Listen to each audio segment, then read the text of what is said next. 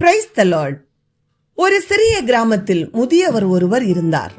அவருடைய வீட்டில் ஒரு அழகான சுவர் கடிகாரம் இருந்தது. அது பல ஆண்டுகள் சரியாக இயங்கி குடும்பத்தாருக்கு நேரம், ஒழுக்கம், ஒழுங்கு ஆகியவற்றை நினைவூட்டியது. ஒரு நாள் அந்த கடிகாரம் நின்று விட்டது.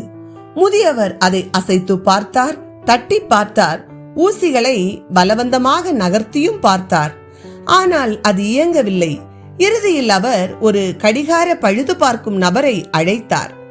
அவர் கடிகாரத்தை திறந்து கவனமாக பார்த்து கூறினார், இது உடைந்தது இல்லை, சற்று சுத்தம் செய்து சரி செய்தால் போதுமானது என்றார்.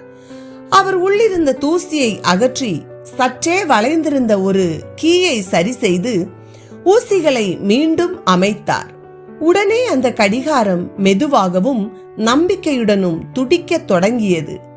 முதியவர் சிரித்தபடி சொன்னார், ஒரு சிறிய சரி செய்தல் தான் தேவைப்பட்டது, ஆனாலும் அது முழுவதுமாக நின்றுவிட்டது. நம்முடைய வாழ்க்கையும் அந்த கடிகாரத்தை போலத்தான்.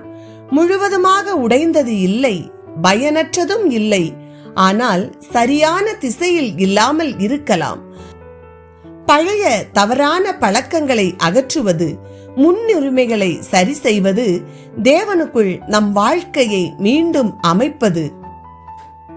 தேவனின் உதவியுடன் நாம் ஒரு உண்மையான தீர்மானம் எடுக்கும் போதுதான் நம் வாழ்க்கை மீண்டும் அர்த்தத்துடன் இயங்க தொடங்கும்.